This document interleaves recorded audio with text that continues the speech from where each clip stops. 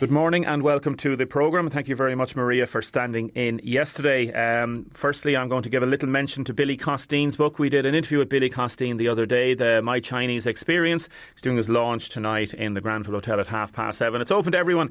We have a copy of the book to give out. So if you just want to text in the name Billy Costine to 083 333 975 and win a copy of that book. I was reading it there yesterday. It's a very good book. So that launch is on the Granville tonight. Best of luck to Billy and all his friends and family. Also a special mention to the Dick Hayes family. We had David on the other day, and the Dick Hayes CD is now available in Dungarvan, in Ben O'Neill's shop in Dungarvan, as well as Rainbow Records, Mount Sion Centre and Alfie Hales in the city. And you can also online check out richiehays.com. So that's the interview we did with David, and the CD with Dick Hayes is now available in Dungarvan. Mark Dunn, good morning. Good morning, Damien. Thanks very much for joining us. No problem. Owen Dalton, good morning. Good morning. Thanks very much for joining us. Likewise. We had a text in earlier there, roaring laughing at Damien saying nothing comment. This is about the mastermind joke. So remember that? I'd be too young to remember. Yeah. The mastermind joke and the week that's in it. You know, Paddy was on Mastermind years ago with Magnus Magnusson, and the selected topic was 1916, and he kept saying, OK, so where did the rising take place? And Paddy said, pass. What city was it? Pass. What weekend was it? Pass. How many died? Pass. And then Johnny up the back row, come on, tell him nothing. So it worked out good at the time. We're going to talk about Facebook, about telling people everything and telling people nothing at the same time, and where does the truth lie? And the truth is one of those things. What do you think about the truth? You made a little comment there off air. It's a very interesting comment. I think the truth, everyone wants the truth and they'll accept the truth as long as if it's their own version of the truth. You know, I think people nowadays, you know, they want answers, and I find a lot, especially with social media as well, if they don't get the truth they want, if they're given the wrong answer, they tend to keep going and trying to forage out their version of the truth. Yeah. It goes back to a George Orwellian type of approach about what truth is and how the media becomes such a different animal, especially with social media. So we're going to be talking about Facebook in a minute. Owen Dalton, you're a journalist. You work with the Munster Express. You also freelance with the Irish Times. Mark Dunn is event controller with Waterford FC, and also involved in lots of different, I suppose, events around Waterford and security events, and a lot of people would know you quite well. Yeah, 25 years now in the security and event business, you know, so we work. People are always getting on to me no matter where they go. I seem to be, whether it's in Waterford or up the country or whatever, you know, so we're busy with it, you know. Yeah, and on this, we have you in to talk about Facebook, because you were one of the people that I suppose were talking about Mary Butler's post on Facebook, and we're going to talk about that. And Owen, you interviewed Mary Butler last weekend. This is because there's a couple of different topics here, a couple of different issues, and we're going to divide them up in terms of where we're coming at from this. But the first one is that she alleges that her Facebook profile was faked to smear her, and she put a statement out, and I'll read out that statement in full. But before this statement came out, you spoke to her on Sunday evening. Was it at the Count? Yeah, on Sunday evening at the Count. It was, I suppose it was probably a 12 or 13 minute interview I ended up doing with Mary. I suppose, look, at a Count Centre, journalists will tend to grab a politician every now and then to try maybe get material, I suppose, in one sense. But one of the outstanding issues from the latter days of the campaign, before the moratorium kicked in for broadcasters, was what happened last Thursday evening, where former Minister of State Brendan Keneally canvassed the home of Barry Murphy, who would be one of the survivors of the abuse of Bill Keneally. And he didn't know. He expressed shock at the Yes. time. Was talking to some people, and he said he didn't know about it and very, very sorry and didn't mean to cause any upset. Exactly. And I suppose one of what the other victims, I suppose, are focusing on as well is that Brendan Keneally is on record as knowing in 2002 about his cousin Bill, but never told Gardaí. And I know there's an article by yourself in the Irish Independent from a couple of years ago that people can Google and can get the whole story behind that aspect. And he said he went to got counselling for him, and he spoke to the victim's family at the time, and he felt he did correct, and he will say he did the right thing by that. So you were talking to Mary Butler in the Count on Sunday night about this, is that right? Yeah. Amongst other things. So let's play a little clip from this interview, and this is Mary Butler talking to Owen Dalton. Regarding then, I suppose, yourself, Thursday evening, an accident by all accounts, Do you regret, I suppose, what happened when you went canvassing? All I can do is apologise 100%. I would never intentionally try to cause any upset or distress to Barry and his wife Linda, not in a million years. All I can do and all I can keep doing is apologising for it. It was never the intention. I was out in Dunmore East canvassing. We had a team out in Waterford City. We had another team out in Dungarvan. I think it's the frenzy of the last few days. You're trying to get to as many doors as possible. But by God, it was never intentional. I'm not that type of person. And I did reach out to the family. I didn't manage to get them, but I did reach out on a couple of occasions to try and talk to them, to apologise, because all I can say is, and all I can keep doing is, it was never intended, and I do understand the hurt and the distress it caused for them, and I am genuinely sorry. One thing I suppose, like Jason Clancy and others have said, is like I suppose they would like to maybe see Brendan Kennedy not canvass for you any longer. Would you consider that, or what do you think? Well, look, I suppose I didn't. I'll be honest with you. I was so busy. I know there was a lot of comments on Facebook and Twitter. I didn't actually see them. I have been not on social media much for the past month.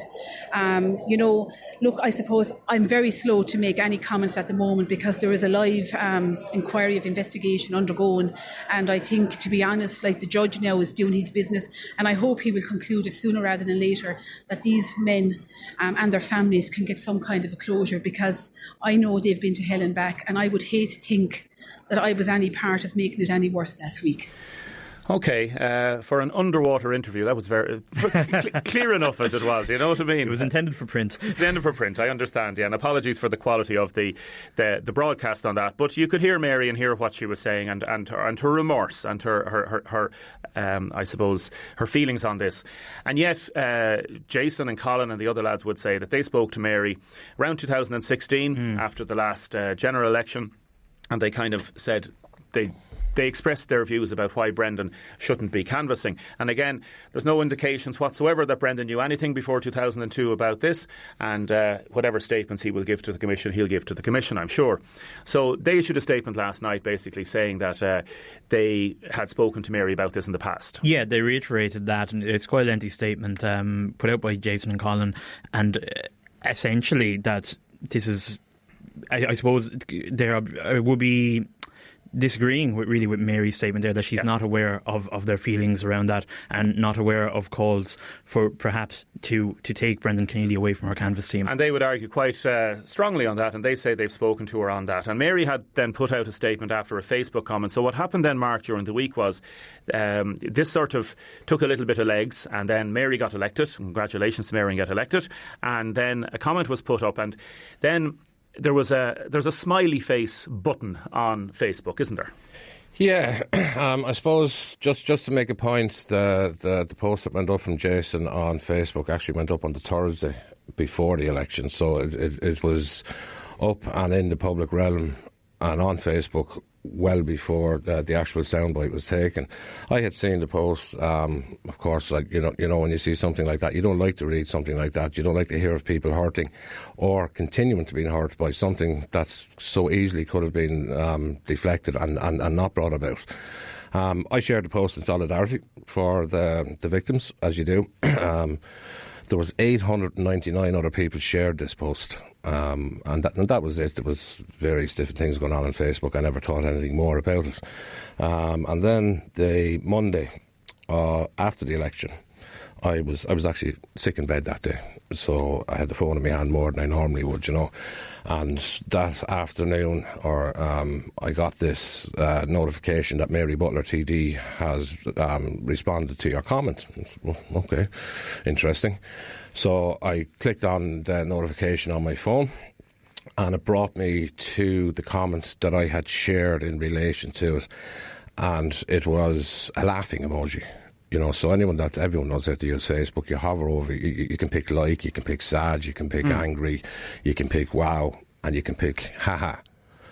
And this haha comment had been left on the post, and I couldn't believe it. I said, no, first of all, it must be a fake page, or it must be something, you know. Clicked in onto and went straight to the blue tick verified Mary Butler TD page, and I I'm still, even when I'm saying it out loud, I couldn't believe this. For people that don't know this, what does the blue tick verification mean? It's public representatives and media people and stars and what have you can get this blue tick to be verified. I don't have that. Not yet, Damien.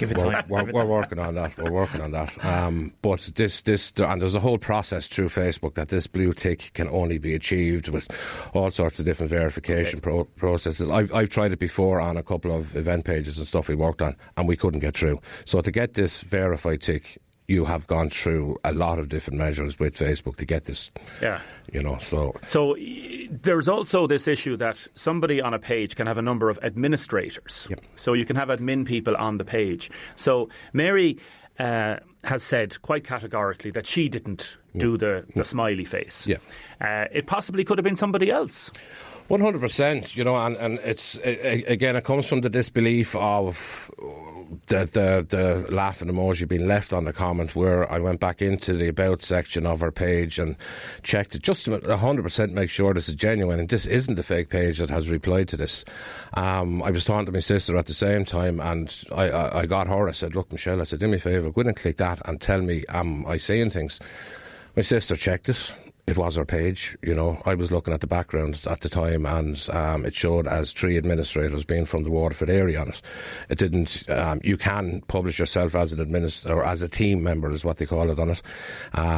But no people had been published on it. So within the mechanics of her Facebook and her administration profiles behind it, there's 3 people listed. I take it there's advertisers, analysts, editors, and everything there. Okay. Mary Butler herself, we would like to think, as a national TD, did not leave the laughing emoji, but someone within her camp did. Now whether it was purposeful or by accident, we don't know. But this needs to be addressed. Yeah, and there's questions to be asked, and that's why we're covering it as a news story this morning. There's the thing, like, if I... Sometimes you can click things at late at night as well and you make it by mistake. If it was a simple mistake, somebody says, sorry, shouldn't have done that. I shouldn't have done it. Did you speak to her yesterday before the piece with the Irish Times, or the day before? I did not. Just a personal statement that we received from the Press Office, and I contacted Gardaí about it, and they said that they were investigating a case of alleged harassment within Waterford involving a public representative. Yeah, so what happened was Mary herself expressed disgust at this. She said, and she believes quite strongly, that her Facebook page was... I'll read out a bit of a statement. I became aware that a fake Mary Butler TD Facebook page had been created and used to like and laugh at certain comments on other legitimate pages. The intention and the effect of this activity was to create the impression that I was dismissive of victims of child sexual abuse. Shortly after I was made aware of this Facebook profile, the account disappeared. However, those behind this smear operation have taken screenshots of the fake activity, and it's a sophisticated, highly coordinated effort, distributed the images through social media throughout Waterford and around the county. She's reported the matter to An Garda Síochána. She hopes to meet with specialist officers later today. This was on the 11th, yesterday, when she issued a statement. She's also suspended her Facebook account. The effect of this attack has been devastating for me personally, my family. My commitment to and support for victims of sexual abuse has been complete and unwavering. So on that particular Facebook matter, Mark, you know Facebook fairly well. You believe Mary Butler still has questions to ask on this, and whether it's the Gardaí that do this or whether it's the Data Commissioner does it, this should be looked at. 100%. At the end of the day, I absolutely disagree with this being a fake page. And enough people online went in and clicked this before this laughing emoji was removed. Now, as for the sophisticated and, Is it possible that somebody set up, are we talking like the Russians, or is there somebody that could be really that detailed that's able to set up this and make it look so well like a Facebook page? No. Facebook page? No, not at all. Not you. But they might be able to. But look, when you click into somebody's page, right, and someone leaves, if you leave a like on my thing, I get a notification and I click directly back into your page. This was 100%. But what about somebody hacked it? Let's say you have a sophisticated, again, let's go with the Russian type of thing, and somebody's able to become an administrator and do this. That's look, I think that's an easy get out from the situation that's at hand. You can come up with all sorts of conspiracy theories, and it goes back to what we were talking about your version of the truth. Plus, as well, I don't think Mary Butler is saying that the page was hacked. Initially, there was a screenshot went up of saying that it was a Photoshop cyber attack, and she claimed that the actual screenshots that were taken, and there was hundreds of them. They were photoshopped. And then it went from being photoshopped to being hacked, and then it went from hacked to being someone has set up a fake page. And the very interesting thing about this is, and I thought it was most bizarre at this point, when it got to this point where Mrs. Butler had made the statement saying a cyber attack or what have you, she made a statement that not to believe anything that comes from this fake page. Her page is blue tick verified, right? So, in other words, she was telling people, don't believe it, there's not a blue tick after the comment. The comment Mrs. Butler made didn't have a blue tick in it. It doesn't work like that on Facebook. That's the way it works on Twitter. And she, again, in her statement, she said that she's very concerned about this. She believes that it was a Facebook profile set up. She's reported it to the Gardaí. The Gardaí are investigating this. They have very sophisticated technical people up in the Garda headquarters to do all this. So, do you believe that the Gardaí will get to the bottom of this? Look, people are saying publish your activity logs and stuff like that. Any user can delete something from their activity logs, but there is a whole file that you can download your whole Facebook page, and that can't be tampered with. Have you anything against Mary Butler personally? No, personally, no, not at all, not at all. I'm a passionate Waterford man. And I want to see the people of Waterford done right. I want to see the city do well. And I want to see us all prosper, live together and be happy, and go watch the Blues win 3-0 every time. Like, would you have campaigned against her? Would there be any sort of issues there that she'd be able to say, listen, this is coming from certain people that don't like me? No.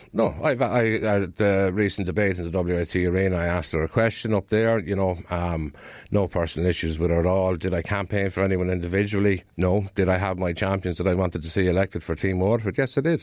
And look, what this all boils down to, Damon, is, it seems to be a bit of a fudge of the truth, and it so easily could have been dealt with by coming out and being transparent and honest. This is what we need from our representatives, And she would say, again, that she is being honest. She's saying that this is her statement and she's giving it to the Gardaí, and you wouldn't give a false statement to the Gardaí because then you could be accused of, do you know what I mean, wasting Garda time.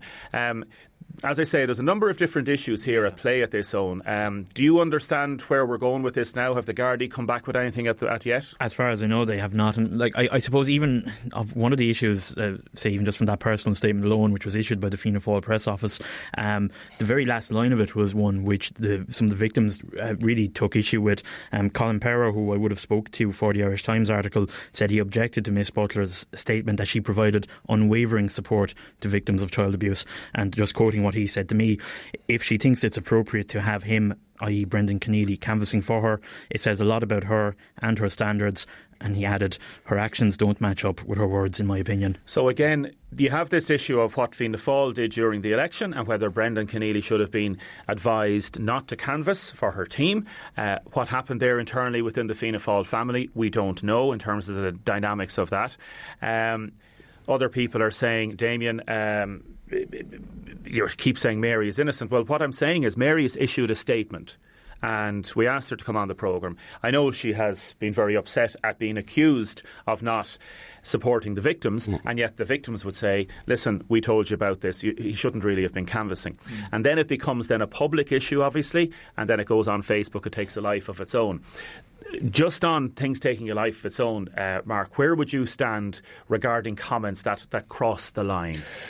Look, it's something that really needs to be looked at. I was listening to... Like if somebody said to Mary Butler she should go and take her own life. Man, that person needs to be brought to account for that.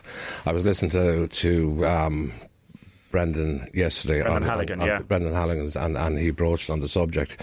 I think from a social media point of view, where it is as good as it is as bad, there's a vile strain going through there, and I always say people take on this certain persona when they go online, and it's their Ziggy Stardust, and they say things that they would never say to people's faces.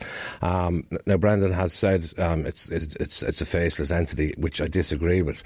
It's the thing that amazes me most with Facebook is people are using their own faces. Right, you have the odd fake account, but people are generally using their own faces, and they're saying these things to people. And, like, if someone has an issue with someone professionally, constructive criticism, Air your views, air your gripes, but never ever attack anyone personally. And I've heard comments that one of our daughters was contacted online, and there was terrible things said or whatever. I haven't seen any proof of that, but I've heard that's what's been said, and that's unacceptable. That's unacceptable. To attack anyone personally is unacceptable. You know what I mean? Like in my job, if someone comes up and tells me, you're bad at your job, right? Okay. That's a professional criticism. If someone comes up and tells me you're this, that, and that's personal, and that needs to be stayed away from. A number of people texting in. If Mary wants to come on and defend herself, that's fine. Mary Butler has backed the inquiry for the victims on numerous occasions in the Dáil, and some people saying let the Gardaí do their work on this. Owen Dalton, thanks very much. Thanks, Damien. And we'll follow this with interest. Mark, thanks very much for coming in and explaining it and going through it, because I think we've covered it quite succinctly there now. Yeah, but it does. Look, it goes back to the old adage, there's two sides of every story as well. And look, I suppose leaving this like or this comment on the Facebook doesn't need to distract from the real issue here. There's victims out there and they're hurting, and we as Waterford people need to support our own, and if our politicians can't be transparent, people make mistakes. If they can't be transparent and it leads to this fudge and this charade and they can't own up for things, well then they need to resign if they can't do their job. And the victims are at the centre of this. 100%. And Mary Butler would have said, and I was going through her statements during the Dáil, she says they are at their centre of this. So if people make mistakes in certain ways, there should be explanations and apologies if 100%, needs be. 100%. If you make a mess here, Damien, you're dragged up in front of Des Whelan in the morning and he wants to know, why did you do this? We want to know as a public and as a people, what's behind this? What's behind this? Why was it done? Who done it? Don't cover it up. Come out and apologise. Be transparent. Owen Dalton, thanks very much. Mark Dunn, thank you very much. Now, I'm due to have an interview with Sean Corcoran in a little while. We may hold off on that at the minute because I have two people in studio, Derek and Sharon Burke from Waterford First Responders. Good morning. Morning, Damien. Thanks for coming into us. Read out a few texts first, Damien. Surely they can track the IP address to where the laughing emoji was sent from. Yes, my understanding is they can, and there will be technical people to do that. Damien, what about the renting of the offices that Mary Butler has? Damien, I feel that Mary Butler had absolutely no idea that Brendan Keneally was to knock on certain doors. Damien, I don't believe Mary would have done anything wrong with this, but she shouldn't have had any of the Keneally family canvassing for her, and other people texting in about that. Also, if they find the person who abused Mary, they can talk to them as well. So we will continue our details on that. Facebook can also find out about activity on each page. They have the algorithms to do that, says this other texter. Now we are going to talk to Derek and Sharon. Tell us about the Community First Responder Group operating first, Sharon, please. So basically, Damien, we are a group of volunteers that have been set up around the city. So our aim is to back up the HSE, the ambulance service. So as we know, the ambulance service do an amazing job. But if they get a call and say, for example, they're in Ferrybank and a cardiac arrest or a stroke comes in Viewmount, the idea behind it is that hopefully we will be closer and we can get there and we can get hands on a patient straight away. So we can give them every chance. How many people are in the group? At the moment there are 7 board members and we have 1 social media lad on board as well, but we have about 40 members. Okay, and how highly trained, Derek, is everybody? Everybody's trained to the same standard. We have people from different backgrounds. So we have, as you know, an advanced paramedic myself. We bring everybody up to the same level. So everybody can respond exactly the same way. So there's no variation in it. And everybody's given extreme tight guidelines on what they can do and what they can't do. How long is the group set up? We're not running that long. We're not live at the moment yet, Damien, because what we want to do is we want to get everyone trained up. As Derek said, we have a standard. So anyone that's involved in it will be given first aid training. And once everyone has been trained up, we will go live and hopefully out into the community to help people. Did you see a need for this, Derek? Yes. Yeah. As I said, I'm in the ambulance service now 20 years. A big problem is we don't have enough resources. So this is a fantastic way of, if a call comes in where somebody's heart is stopped, the most important thing for that person is CPR as quickly as possible. And that's our kind of ultimate goal, our ultimate aim, is to get people there to do CPR, to get a defibrillator onto them and hopefully get some shocks in and buy them some time until the ambulance service get there. I presume you've come across cases in the past where if you felt a group like this... Oh, absolutely, yeah. Hundreds upon hundreds. Have lives been lost? In my opinion, yes. Yeah, because there was no one in the area either available to do it or willing to do it. We have had fantastic results with groups around the country that have actually got there. They could be there 10 minutes before the ambulance service does. They'd be living in the village, or this is the first one in this city. So absolutely, we've had fantastic turnarounds where people have made full recoveries out of it because we've had people on scene. Why wasn't this done before, Sharon, do you think?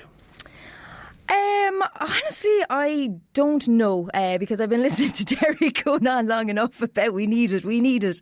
But we were lucky enough to have Donal Lonergan, who is the Community Engagement Officer, and he's set up and is involved in all these groups that are around the country at the minute. Some are set up, some are being set up. He's been down with us now a couple of times and he's pushing this so he can see a need for it, and there's absolutely a need for it. Like, the city is huge. The ambulance service do an amazing job, but as I said, if a call comes in and they are the other end of the city, our aim is to get there and to help people, and as soon as the ambulance crews arrive, then we will back off and they will take over 100%. We're just backing them up. In terms of funding and in terms of buying the equipment, Derek, how difficult has it been? It's been a challenge. We don't get any funding. We don't get any funding from the HSE, from nobody. We've had a couple of donations, in fairness, to Dowling's Pharmacy and Arkeen Stores. They've given us a defib and some other response equipment. Paul from Excel Promotions has given us high-vis vests. Obviously, we all have to stay safe, and ID cards. We have had some private donations from individuals in the city, giving us money to help buy equipment. You don't realise how expensive equipment gets until you have to buy it yourself. Yeah, well, talking to the lads regarding life jackets and stuff like that, that's another aspect of things. But like, in terms of insurance then, like, if you're driving to a location, you're going to have public liability insurance, you're going to have certain ways, all these things, because you're technically on call. Like, is it going to be set up as an individual company, as a charity? What's the official, I suppose, designation? It's a voluntary group. The going to and from calls, and when you're on calls, you're covered by the public indemnity insurance for the HSE. Okay. They're standing over that. You have to register with them, get a letter of indemnity from the car insurance company, that kind of stuff. We have to get our own public liability insurance to do training outside of a specific area. We don't want any of our people getting injured either.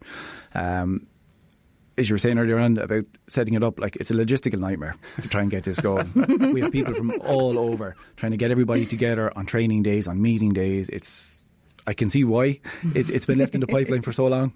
So much stuff behind the scenes. Yeah. Unreal. Yeah, huge amount of work going into it now, to be fair. What do you need? Do you need more money? Do you need funding? Do you need more volunteers? What do you need? We need a bit of everything, to be honest. The more volunteers we have, the bigger area we can cover. Because we're volunteers, we obviously can't do 24 hours a day, 7 days a week. People work, family commitments. So the bigger pool we have to take from, the bigger area we can cover. Also, like, if people are interested, Damien, and they don't want to go to scenes, and deal with people, it's just responding is not for them, they can join us and go on the fundraising committee, get money into us, because like that, equipment will have to be replaced. If it's damaged, it's very, very expensive. So the money has to come from somewhere. So if anyone would like to volunteer, they can contact us. We'd be delighted to have them on board. But yeah, volunteers for fundraising, volunteers for responding, getting the name out there. We will gladly take anyone on board. Is the lack of 24/7 cardiac care in Waterford part of the problem? I don't think so. I think the biggest problem is just from an ambulance point of view. It's the lack of resources. We just don't have enough vehicles, and our city is ever growing. So I think we're up to 55,000, nearly 60,000 people now. They need cover all day, every day, 24 hours a day. Would it happen, Derek, that, for example, like, I know the fire brigade, a texter has come in saying they have training and equipment to deal with medical emergencies. Should they be called out if they can't get, or is that an incorrect use of resources? How would you define it? No, I think it's a fantastic use of resources. A lot of them are CFR trained, so they'll have the basic, they'll have the AED training. Should they be going out? Absolutely, as long as they're not tasked to something else, obviously. Yeah. Because it doesn't have to be in a fire brigade, it's in a small unit, a car, a van, they're literally going out. Absolutely. And do they do that at present? They are starting to respond more and more. They weren't allowed at one stage because the people higher up the food chain, weren't allowing it. It has nothing to do with the fire service themselves or the individuals. It's a management decision made further up the chain. They are starting to do it more and more. They are getting tasked to stuff more and more, which from an ambulance point of view is fantastic, because the more bodies we have on scene, the easier it is for us. If anybody wants to get in touch, text her in. I'm a trained first responder. How do I join? So straight away you've got somebody there, and I will give you their number. How do they get in touch with you? We have a Facebook page, so it's the Waterford First Responders Group page. We have social media lads on that, so you can send in a message, and Lee or Sam will get back to you as soon as possible. We have a web page then as well. There's an email address that they can contact as well. So anyone is interested at all, give us a shout and we will get back to you. And if anybody wants to leave their number here, please do as well, and we'll put up a little bit on Facebook about this later. Brilliant. Facebook where it's all at, isn't it? Absolutely. Absolutely. We're talking about it there a while ago. You'd be lost without it. Now we've had to get two people to look after it, because it's a full-time thing on its own. Any listeners who are interested in getting in and want to respond, be aware that there is an awful lot of training involved, and you are required to keep it up. It's not you come in to do a training session and that's it then for the year. You will be required to do it every 6 weeks. We have to kind of keep the guidelines tight. It could be your parents, your loved ones that need attention at some time, and you want whoever's going to turn up to be pretty sharp at what they're doing. Thank you very much, Derek. Thank you, Sharon. No problem really at all. appreciate Thanks it. very much, Damien. So the Waterford First Responders Group on Facebook, just type in that and they'll get you in. Yep. Well done and best of luck to you. Thank you very much. We'll come back to you again maybe in a few months' time and see how you're getting on. If you want to come back to us at any stage, please do. We'd love to. Absolutely. Thank you very much, Damien. If you want to text in 083 333 975 if you want to help out, please do. Now, welcome back to the programme. A lot of people texting in about the matters we've had this morning. Damien, well done for covering the issue regarding Mary Butler.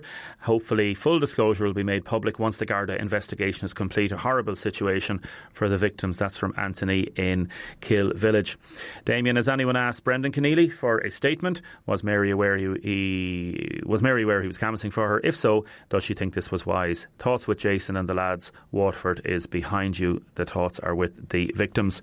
Other people making comments that they would have liked to have heard Mary on the programme this morning, and that the truth hopefully will come out.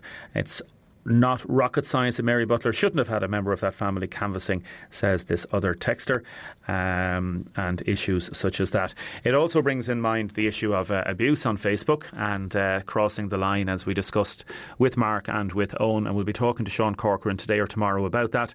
I suppose what happens is, and it's becoming more prevalent, if a news organisation or anybody puts up a post on Facebook, and if somebody doesn't like it, as Mark says, they want a particular version of the truth, and some of the comments, everybody wants debate, and we are in an open democratic society and debate is good, but when some of the comments cross the line and they become personal and vitriolic, as Facebook appears to be doing and coming in the last while, it's not right, because a lot of hurt and upset can be caused to different people of all different walks in life.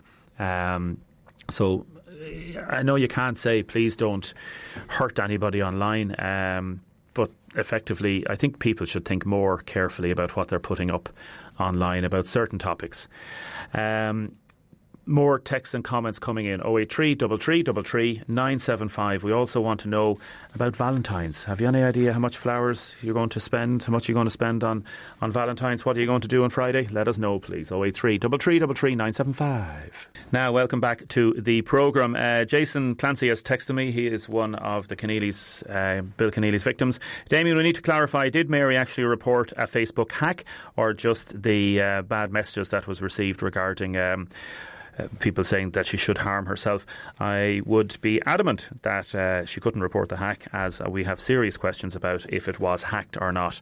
So I don't know, Jason. I haven't spoken to Mary directly myself on that, and we will keep your texts and comments coming in on that, especially about people talking about why was Brendan canvassing for Mary and for Fianna Fáil. And as I say, that is a matter that hasn't yet come out. I'm going to go now to Bernadette. Good morning, Bernadette. Good morning, Damien. How are you doing? I'm wonderful, thank you. Thanks very much for joining us. Bernadette Ryan, our relationship counsellor, and there's only one topic on people's minds this week, isn't there? Indeed, yes.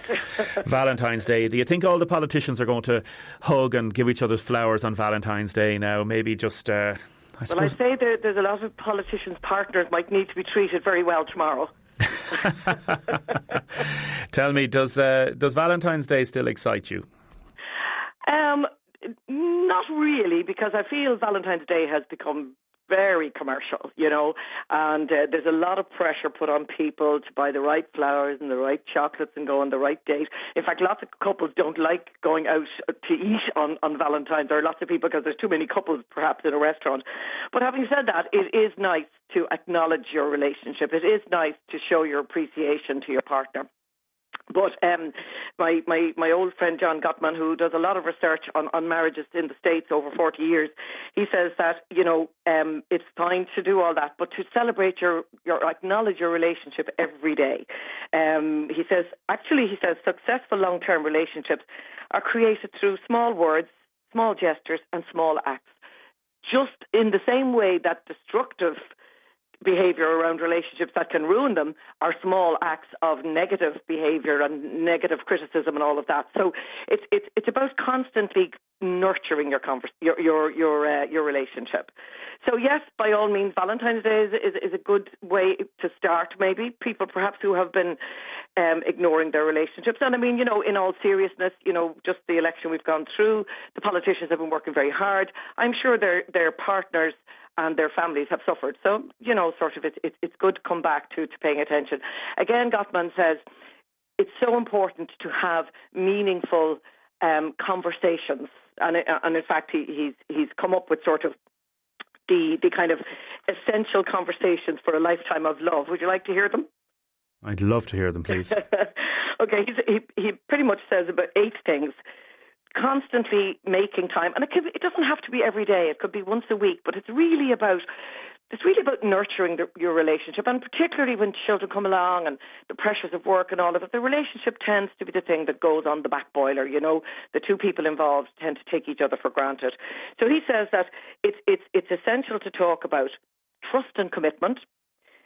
What that means to both partners. Quite often people can trust naively. For example, say one partner is always out late or whatever, or still, sort of maybe attending maybe nightclubs or whatever. And then something goes wrong. Maybe there's been a bit of a fling or an affair or whatever. And the other partner can be saying, but I trusted them completely. And it's like, that's kind of, I feel, a bit of naive trust. So I think partners need to talk about, what does trust look like in our relationship? What do I expect from you and what do you expect from me? And also about, what does our commitment mean to each other? We take a lot of these things for granted. The other things, conflict, very important to talk about. It's not about not arguing, but how we argue and the really mean and spiteful things that can be said that can cause a lot of damage to a relationship, So it's about listening and listen to understand. Of course, sex and intimacy are very important to keep the connection in a relationship. And again, I love, Gottman talks about romantic, intimate rituals of connection.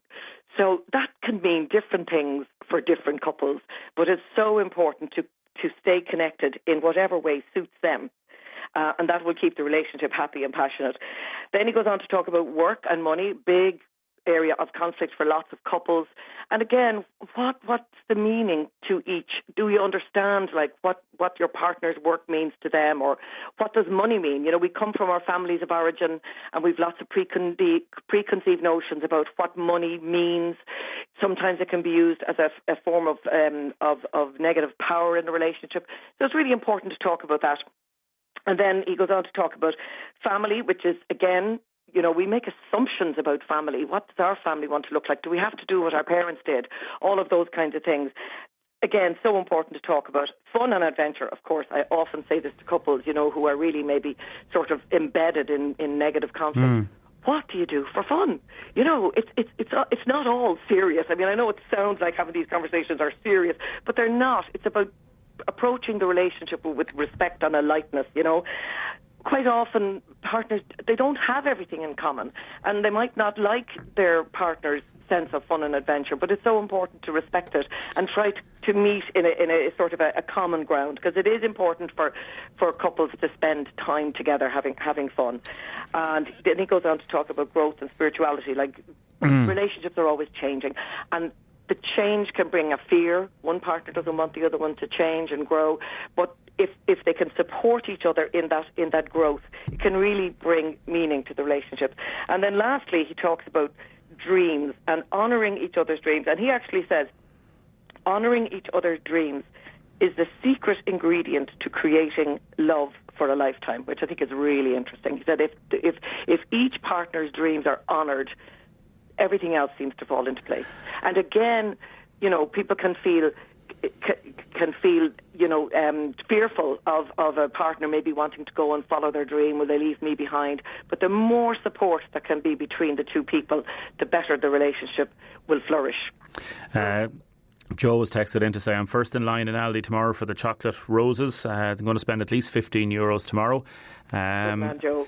Another texter, Damien, myself and my husband have Valentine's Day every day, as he tells me every day he loves me. We don't have to wait until a certain day to show how much we love each other.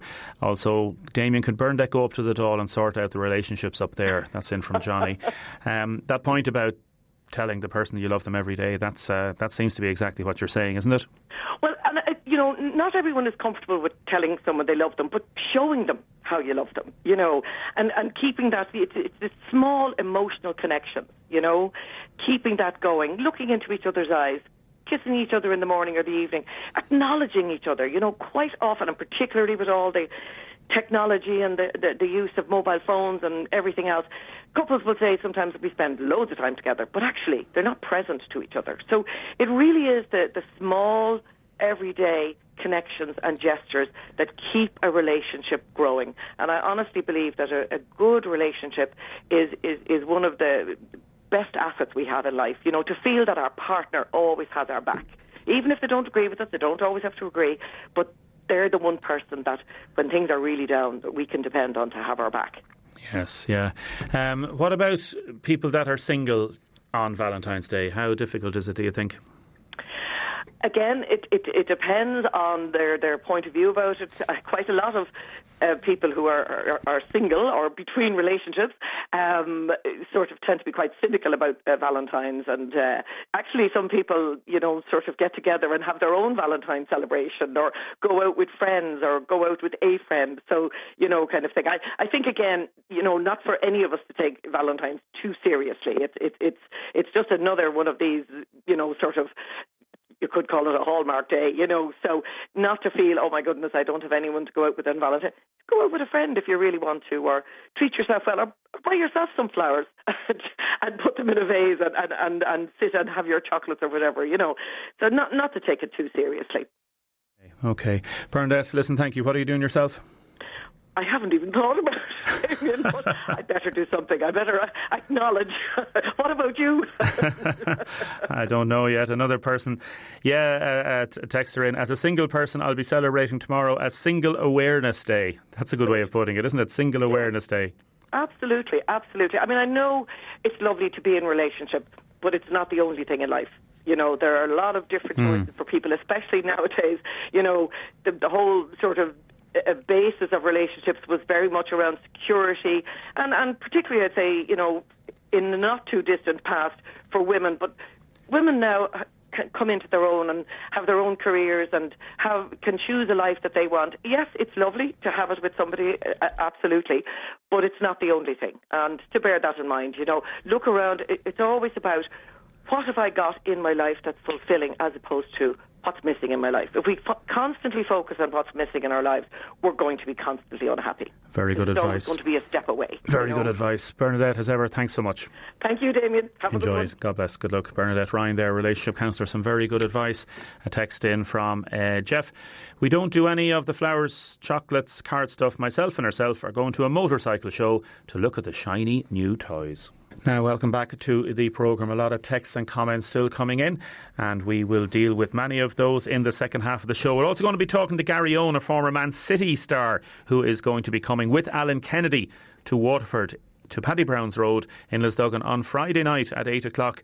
So anybody who's not involved in a romantic do that night, or if you want to take your loved one and say we're going to a romantic night out, and you bring her or him to Paddy Brown's Road in Lisduggan, to the Paddy Brown's Bar in Lisduggan, to listen to Gary Owen and Alan Kennedy talking about football legends and all stories of the past.